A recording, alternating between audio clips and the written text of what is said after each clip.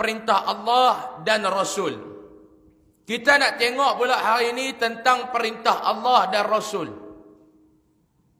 Sebab tu di dalam ayat Al-Quran Allah Ta'ala sebut ati'ullah wa ati'ur rasul wa ulil amri minkum. Ada tak dalam Al-Quran? Kita duk baca ayat tu. Taatlah kepada Allah, taatlah kepada Rasul, wa ulil amri minkum, dan pemimpin-pemimpin di kalangan kamu. Nak faham macam mana ayat tu maklum-maklum? Nak faham macam mana? Kenapa dalam ayat tu dia ada perkataan ati'ullah? Bila sebut Allah, dia ada perkataan ati'ullah. Bila sebut perkataan Rasul, ati'ur Rasul. Bila mai dekat pemimpin, dia tak ada perkataan ati'u, tak ada. Yang ada wa ulil amri minkum. Kenapa ayat ataupun perkataan taat tidak ada kepada pemimpin? Dan taatlah kamu kepada Allah, taatlah kamu kepada Rasul dan pemimpin-pemimpin di kalangan kamu, wa ulil amri minkum. Kenapa mai dekat perkataan ulil amri minkum tidak ada perkataan ati'?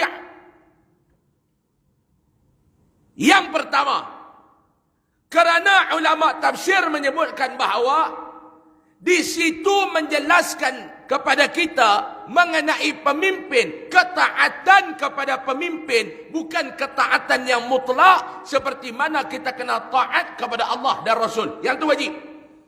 Kepada pemimpin, dia bukan wajib. Dia bukan wajib. Kewajiban taat kepada Allah itu wajib. Jangan kita duk bahas dah. Ketaatan kita, kewajiban ketaatan kepada Rasul, itu juga wajib. Tapi kepada pemimpin, dia bukan ketaatan yang mutlak, yang wajib.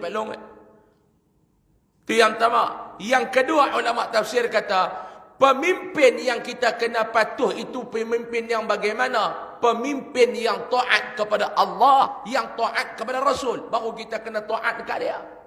Baru kita kena patuh dekat dia. Kalau pemimpin munduk bercanggah dengan Allah, kalau pemimpin munduk bercanggah dengan Rasul, kita nak taat buat menentang apa? Orang Kedah kata. Yang ini kita nak tengok. Bila kepincangan yang berlaku ni, فَإِن تَنَازَعْتُمْ فِي شَيْءٍ فَرُدُّوهُ إِلَى اللَّهِ وَالرَّسُولِ. Kalau ada kepincangan yang berlaku tu, bagaimana? Kalau pemimpin yang kita patuh ni pun kadang-kadang kepincangan berlaku kepada mereka, فَإِن تَنَازَعْتُمْ فِي شَيْءٍ فَرُدُّوهُ إِلَى اللَّهِ وَالرَّسُولِ. Balik-balik kepada Allah, taat perintah dia. Balik-balik kepada Rasul, taat perintah dia. Baik, kita tengok ini. An Abi Hurairah radhiyallahu anhu,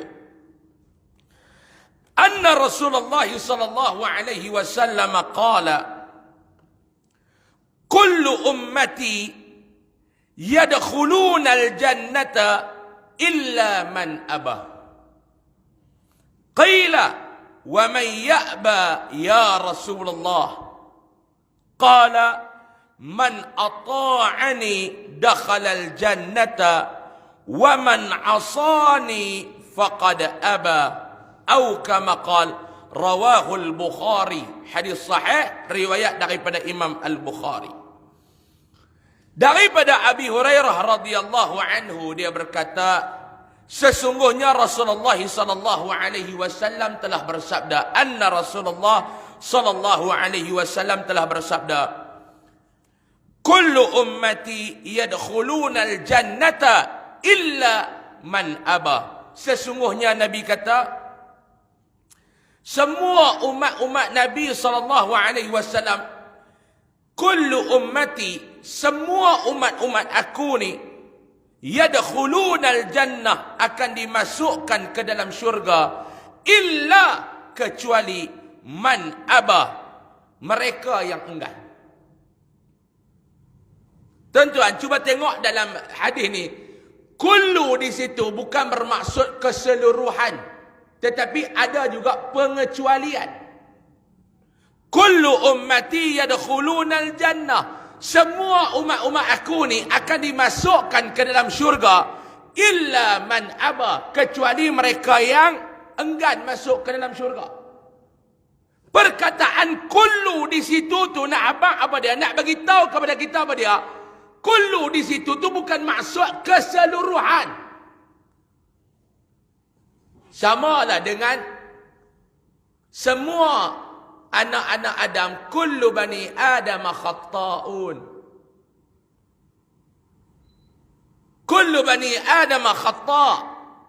Sama lah dengan perkataan kullu bid'atin dalalah. Sama.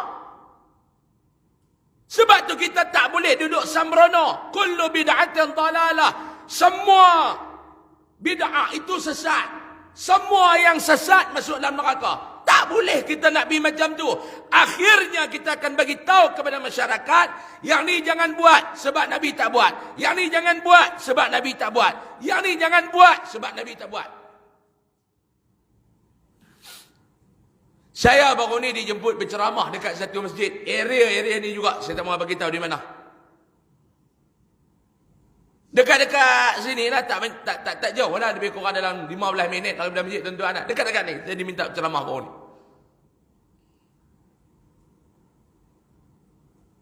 Habis saya ceramah. Mai satu orang ni. Dia ni orang yang jenis intelektual jugalah. Jenis muka pun jangan nampak di masjid ni. Dia kalau muka masjid ni kita tengok pun tahu macam muka tuan-tuan ni cerah elok. Jenis muka duduk lina dalam kuliah ustaz ni. Jenis cerah elok. Dia nampak sinar cahaya tu maklum kan. Sebab duduk di bawah lampu. Dia ni betul-betul dia main malam tu. Dia nak jumpa dengan saya, dia nak tanya soalan. Sebab yang saya boleh sebut macam tu. Bila saya tanya dekat AJK masjid tu, dia kata, ustaz, muka jangan nampak saya. Muka jangan nampak. Jumaat dia nampak. Ini dia boleh main kuliah ustaz. Alhamdulillah saya ingat malam tu pun dekat 400-500 orang duduk ada. Ramai. Jadi, habis ceramah tu dia main. Sebab dalam saya ceramah malam tu saya kata, kita ni berselawatlah dekat Nabi pada bila-bila masa. Selagi mana tempat tu bukan tempat yang ditegah. Antara tempat yang ditegah, jangan duk selawat dalam jamban. Duk berak, duk Allahumma salli ala Sayyidina Muhammad. Pergi tendang pintu tubuh penampang sekali. Duk selawat pada dalam jamban. Kita ni, waktu kita berjabat tangan, kita berselawat. Perkataan tu, berjabat tangan, berselawat. Bukankah kita berjabat tangan? Kita berjabat tangan, Allahumma salli ala Sayyidina Muhammad. Betul tak? Allahumma salli ala Sayyidina Muhammad. Orang sekarang jangan buat dah. Saya sebut. Habis saya, ceramah apa semua, saya pun macam ni juga lah. Saya jamak, saya siap. Saya nak keluar. Dekat pintu tu, dia tahan saya. Dia kata, ustaz, nak tanya saya soalan. Saya kata, ya silakan. Tadi, mula dia panggil ustaz. Ustaz, saya nak tanya satu soalan. Saya kata, ya silakan. Tadi, you ada beritahu. Terus keluar you. Tadi, you ada beritahu. Kita berjabat tangan ni, kita duduk berselawat. Untuk apa yang kita nak berselawat masa berjabat tangan? Nabi buat ke? Ayat tu. Kita dengar ayat Nabi buat ke, kita tahu geng mana. Ni bukan geng kita ni, geng lepa ni. Dia tanya saya, Nabi buat ke? Dia tanya soalan tu. Saya nak tanya you, Nabi buat ke? Kacau tuan-tuan. Kita dengar-dengar macam tu, bulu romang-romang, kita ni darah mak kilau mengalir dalam badan. Kita ni darah mak kilau mengalir dalam badan 2 minggu dah. Tak boleh kita dengar pelik-pelik lagu ni lagi dan aku buka silat kacau. Darah mak kilau.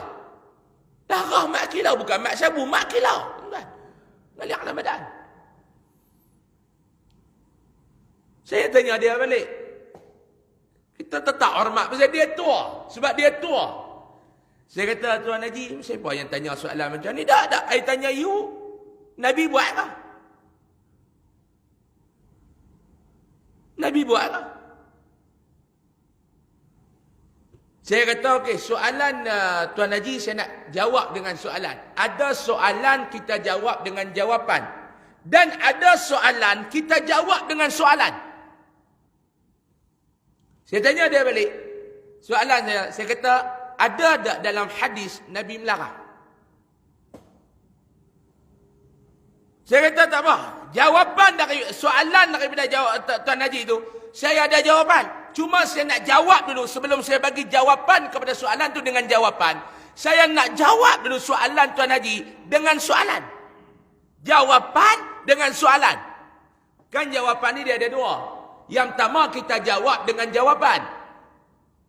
Yang kedua kita jawab juga tetapi dengan soalan. Soalan tu akan memberikan jawapan kepada persoalan yang kamu timbul. Dan maaf, jangan dah buat muka macam nak mati tu. Malam ni saya berhenti awal.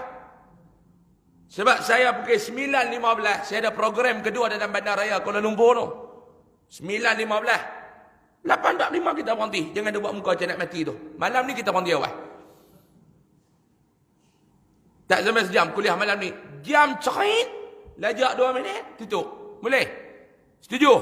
Ada bantahan? Jawapan, saya kata saya nak jawab soalan Tuan Haji ni dengan soalan. Jawapan saya dengan soalan, iaitu adakah perbuatan tersebut Nabi larang? Sahabat larang? Saya tanya dua tu. Ada tak Nabi larang? Sahabat larang? Dia dengar soalan saya, dia dah marah. No! Dia berkata, no! Dia buat begitu. I tanya you, yang duk berjabat tangan selawat ni, Nabi buat ke? Dia mulalah. Kita dah kata rentua ni lagi. Dia ingat nanti rentua ni lagi. Mesti dia tua lah kalau dia muda pada saya. Tu kena dah. Saya kata, ya, saya jawab balik.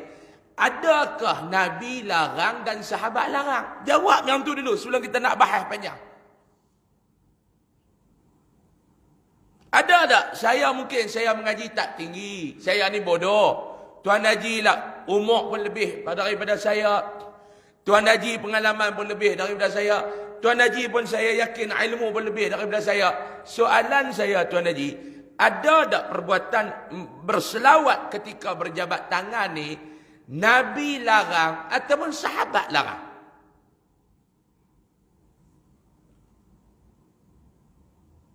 Dia saya tak tahu. Dia jawab tu, saya tak tahu. Saya tak tahu. Saya kata, okey Tuan Haji. Saya nak tanya Tuan Haji. Sebelum saya nak jawab Nabi buat ke tak buat tu, saya nak tanya Tuan Haji dulu. Yang kedua, Haji boleh senarai tak 15 kelebihan berselawat? Saya tak tanya 40, saya tanya 15 dulu. Kelebihan berselawat kepada Nabi SAW. Haji boleh senarai tak? Tak, you ni tak jawab soalan. No. Tuan Haji jawab dulu soalan ni. Sekali Tuan Haji akan dapat jawapan. Kalau kita habak terus jawapan tuan-tuan. Kalau kita habak. Ni nak nasi goreng, kita goreng bagi nasi. Kita tak ajak dia cara dia nak faham buat nasi goreng. Jenuh lah kelapak nak kena goreng kat dia. Lepas ni hang lapak goreng lagi lah. Kita nak bagi kaedah, nak faham. Yang kedua Tuan Haji, saya kata. Tuan Haji boleh senarai tak? Saya tak tanya 40. Saya tanya 15 kelebihan berselawat. Saya tak tahu. Saya kata dalam dua jawapan Tuan Haji tu, Tuan Haji tanya saya tanya Tuan Haji. Jelas kata perbuatan berselawat dekat Nabi ketika berjabat tangan ni, sebenarnya Tuan Haji tak tahu. Apa pun Tuan Haji tanya soalan pun Tuan Haji tak tahu soalan yang Tuan Haji tanya tu kena ataupun tidak dengan perkara tu. Sepatutnya Tuan Haji kena mai tanya Ustaz. Soalan yang pertama, saya nak tanya Ustaz, apa kelebihan kita berjabat tangan dan waktu tu kita berselawat? Itu soalan yang pertama. Bila kita habaq kata ni kelebihan, baru soalan yang kedua minta maaf nak tanya ustaz, Nabi buat tak? Tahu soalan yang pertama Nabi buat ke tak? Cara tanya tu pun tak betul dah soalan tu. Tuan-tuan faham tak? Sepatut dia main tanya ustaz, saya nak tanya ustaz kalau bahasa tuan-tuan, apa signifikannya dia main soalan tu lah. Ni tuan-tuan dia mula ni kita nak buat apa? Nabi tak buat.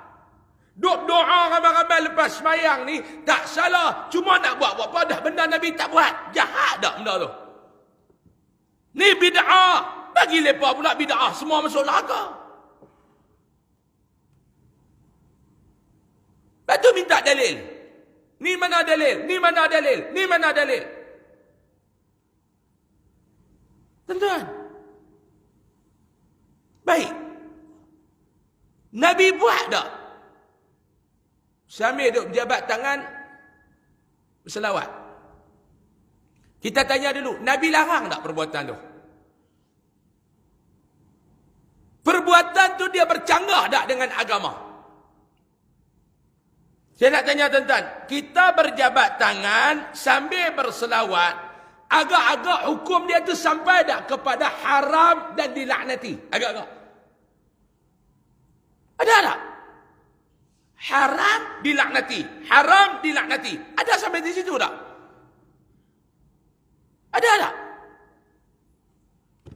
Dalil umum. Inna Allah wa malaikatahu yusalluna ala nabi. Ya ayyuhalladzina amanu sallu alaihi wa sallimu taslima. Dalil umum ni berselawatlah di manapun, dalam keadaan apapun, selagi mana dalam keadaan yang tidak dilarang. Tadi saya kata contoh dalam jamban. Ya tu. Ni sambil-sambil kita duk belarak Maulid Rasul nak selawat. Salah ke perbuatan tu? Silalah. Jadi soalannya, kalau Nabi tak buat benda yang kita buat, selagi mana tidak bercanggah dengan agama, yang nak fikir apa? Yang kedua, kita berjabat tangan. Ulama cerita apa dia? Imam Ghazali cerita apa dia? Imam Nawawi cerita apa dia? Daripada hadis Nabi, bila berjabat tangan orang Islam, orang mukmin ni tuan-tuan, berguguranlah dosa yang ada di tangan. Buka tengok apa pandangan Imam Al-Ghazali. Buka tengok apa dia pandangan Imam An-Nawawi. Imam Nawawi menggariskan di antara kelebihan berselawat itu apa dia?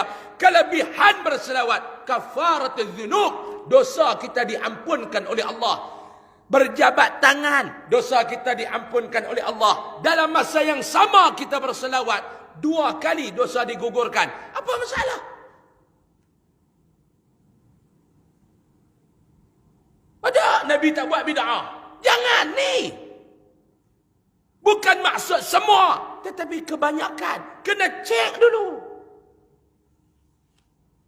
Yang ni ialah yang duk ganggu kita habis tuan-tuan.